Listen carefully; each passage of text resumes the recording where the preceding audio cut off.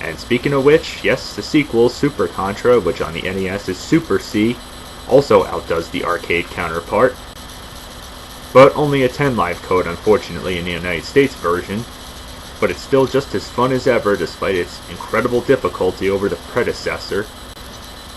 And then stepping in into 16-bit with the Super Nintendo to be exact, Contra 3 Alien Wars is even harder. And in the United States version, if you remember correctly, there's no codes in this one, but in the options menu you can choose to have up to 7 lives and choose the difficulty, depending on what kind of ending you want to get in the game. But thankfully, just like the Castlevania collection, if you think it's too hard, well, you can do a save point, and if you screw up, well, just reload it. I don't think I have to say much more there. It may seem like cheating, but in a game this hard as hell, I honestly don't feel bad. Yep, you can do them in all the games, in fact. And going over to Sega Genesis, yes, during the console wars, they have their own version of Contra, Contra Hard Course, yes. This one is, well, a little bit different if you remember correctly. Choose out of several different characters, 2 humans, 1 dog, and a robot. Okay.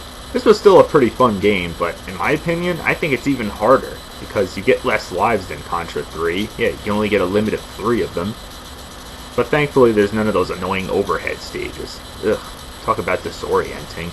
This is a really fun game, but of course, because it's on Sega Genesis, it takes definite advantage of the whole blast processing thing, because it is kind of fast. And even though it does seem to deviate from the rest of the series, it's still pretty enjoyable. And again, no codes in the USA version, unfortunately. You also get the one on Game Boy Operation C. Again, really fun to play, and thankfully there is a code for this one, 9 lives only to be exact. And even though it is kind of short, it plays good, the sound effects, and the music isn't bad for being on an earlier black and white handheld console.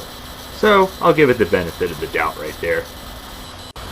And as I mentioned before, you get the Japanese versions of just about every Contra game. Yes, which I find funny how the one Japanese port of the NES Contra game is in with the USA versions. Okay, that's weird right there. But all the other ones are in the Japanese game library.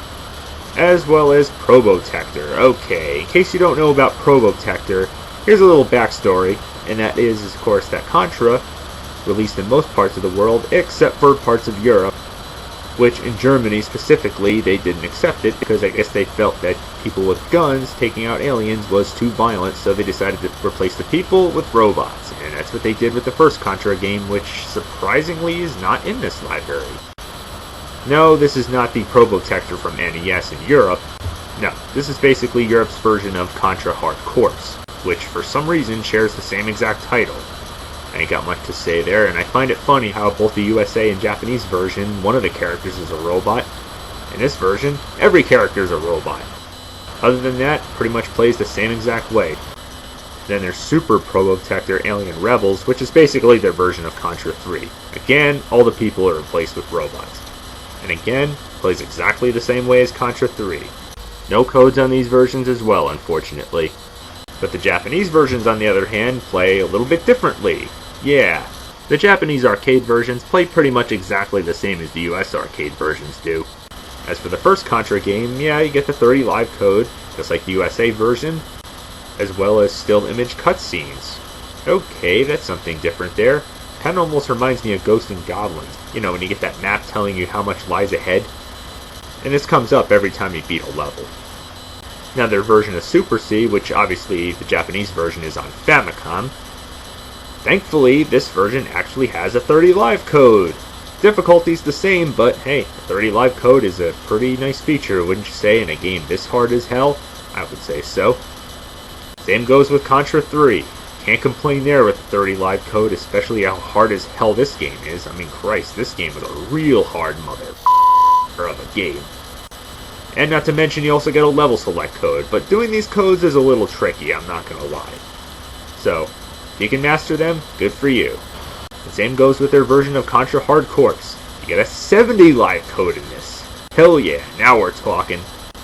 And they even have their version of Operation C, which you not only get the 9 live code like in the USA version, but in this one, you can also select the level. Wonder why they chose to do that. And I gotta say, the Japanese made it a hell of a lot easier with these games. I don't know why the United States made these games a lot more difficult. that's beyond me. But other than that, great collection. Once again, for 20 bucks, running and gunning and shooting aliens. Can't go wrong there. It's a collection of Konami classics at its finest. And even though it would have been nice to have Contra 4 or Contra Rebirth or even the first Probotector game, you think? Otherwise, I ain't got much to complain about with this collection. Konami definitely nailed it and gave us a wonderful trip down memory lane. If you love the Castlevania Anniversary Collection, then this one is a must-have. It's great to not only be able to play it at home, but also on the go, on this awesome hybrid Nintendo console. That's what I'm talking about, Konami. So I hope they continue to make more collections like these. In fact, if there's any collection I'd like to see them make is like, say, the anniversary collection of classic Konami arcade beat-em-up games like the X-Men and Simpsons and even Ninja Turtles and Ninja Turtles in Time. That'll be a stretch considering it's a shame that Ninja Turtles is no longer owned by Konami, I think. You know, because they're letting Ubisoft and all these other companies ruin them. I mean, Konami did the best at these games. Turtles in Time, Manhattan Project, they were awesome. It's a shame that Turtles in Time had to be raped by frickin' Ubisoft. Should have just stuck to Assassin's Creed if you ask me, because that game was nowhere near as good as the Super Nintendo version. I'd love to be able to take that on the go, which I know would probably never happen. But anyway, this classic collection gets a rockin' Wii remote with Wii Motion Plus up and a playing remote up. Trust me, these awesome Konami games are just as much fun as you remember them.